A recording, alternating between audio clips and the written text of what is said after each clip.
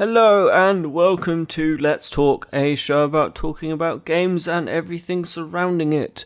Today on Let's Talk, we have a review of Forza Horizon 3.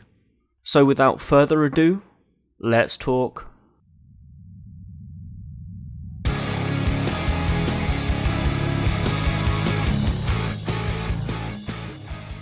Forza Horizon 3 probably has the best setting so far in the Forza Horizon series.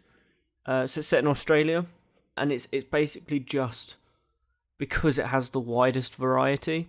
It's not, American mountain desert kind of mixed, which is the entirety of Forza Horizon 1, and it's not just Mediterranean scenery. It's three very separate, very distinct types of area. So that you've got the desert, which the outback, obviously, because we're in Australia, which basically driving everywhere is fun. You just go off the beaten track and drive, and it's just always fun.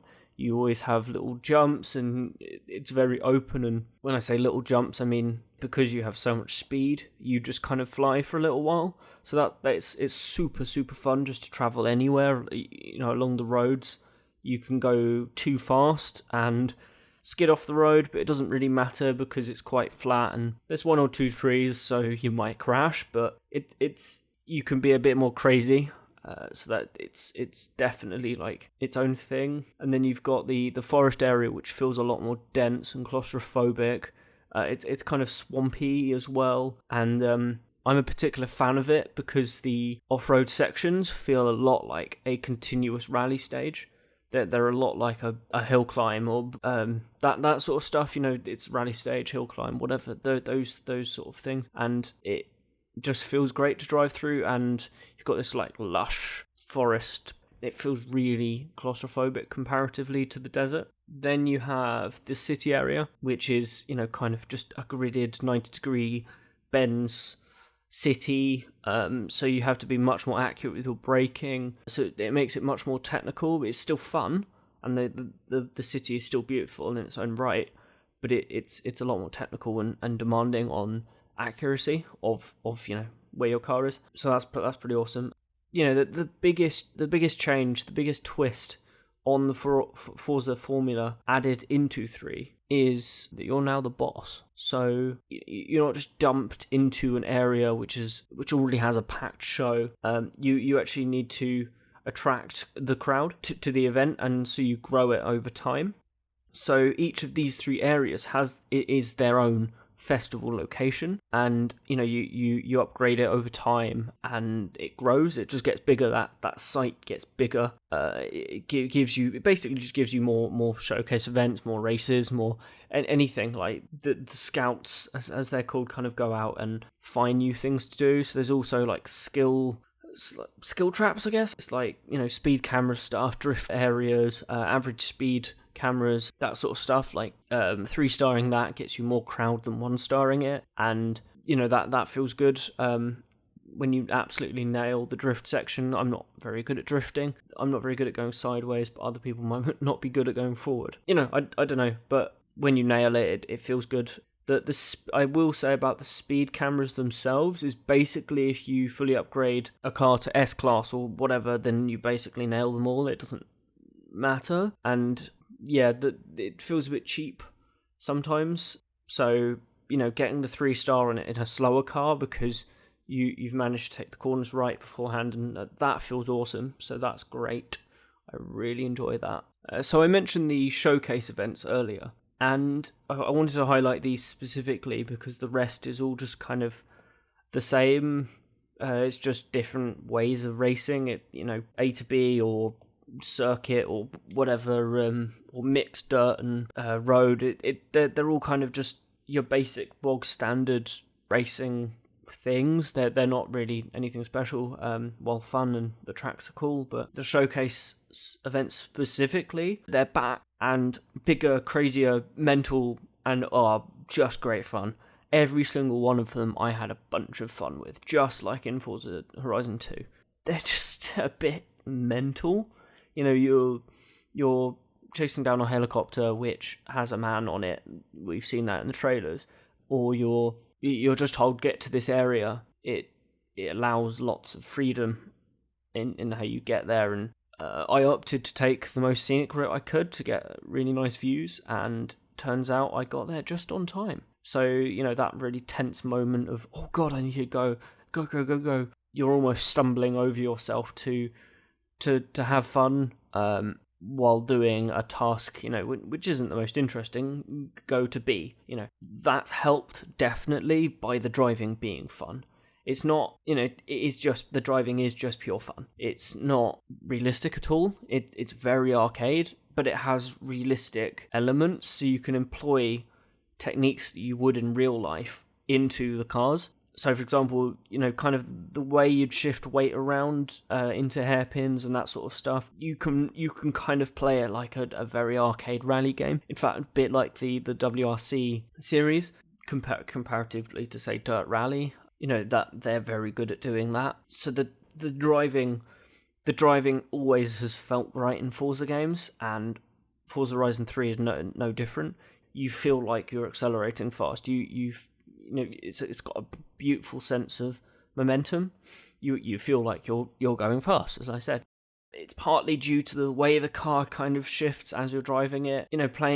Playing Forza, in fact, for the first time I think ever with a wheel, for me, there's some weird stuff with the way it deals with opposite lock and recovering from drifts and that sort of stuff, where usually you'd opposite lock to straighten the car up. Forza, and I think it's always done this because it doesn't work well with controller otherwise, you don't opposite lock, you just recenter it and then the car will do itself, where sometimes you've gone really out of control, you're too far gone and you need to pull the car back, so you need to use some opposite lock, but Forza will then snap the car all the way because it's doing its own weird physics thing, which is fine. You just need to get used to it. But I've come to realise there's something weird about that. It's like, even though driving along a beach feels amazing, you've got the sunset, the water, you're driving along sand, so it's kind of, it feels different again to driving on gravel.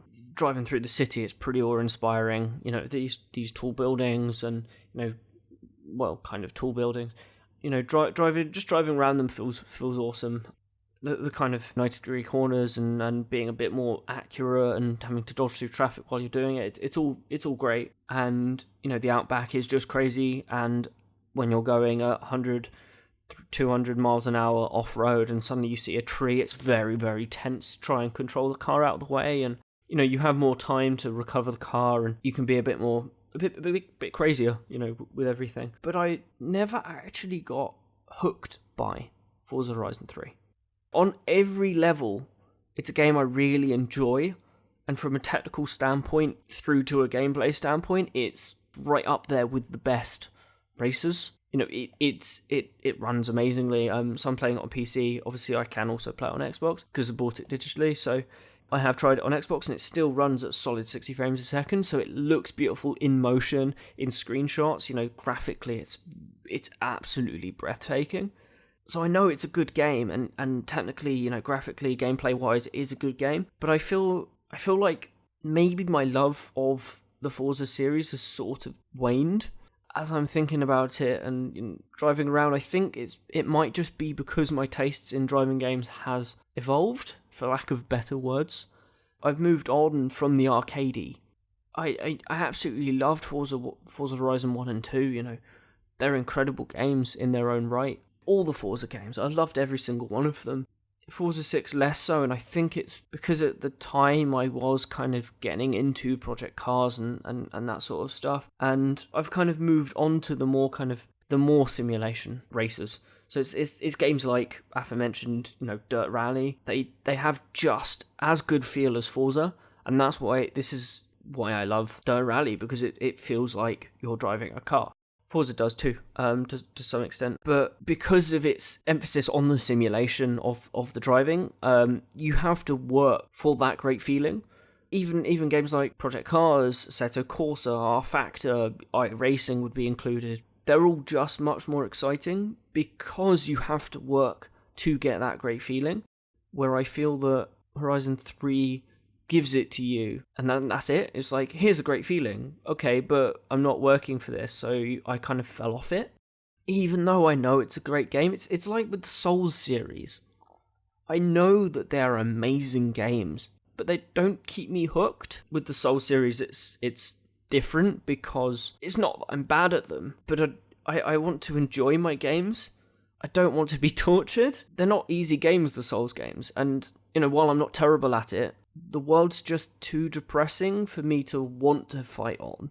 Which, okay, going off topic from racing games, but it's kind of a flip side with Forza with that. It does everything it should. It's an amazing game, but it just didn't grip me. And I don't think it's the racing game that I want anymore. Which is, it's just kind of surprised me as I was playing it, because I went into it thinking, yeah, Forza, Forza, I love this. Forza's great, blah, blah, blah, whatever. But I had the same reaction at EGX with Gran Turismo Sport, where it just felt like you weren't really driving a car anymore. Just a weird experience going from loving these games to thinking they're all right. So Horizon 3, I'm not going to give it a low score. If you look below, it doesn't have a low score. While I'm not going to say what score that is now because I need to think about it a little bit. It's just, it didn't grip me. And I think that's a me problem, not a game problem. It has a massive amount of content, a beautiful world, but it didn't make me want to keep playing like Project Cars or Dirt Rally. And I think it's just, I mentioned it before, but for one simple reason, it didn't make me work for that amazing feeling. So there are my thoughts on Forza Horizon 3. Thanks for listening and watching, guys. Bye.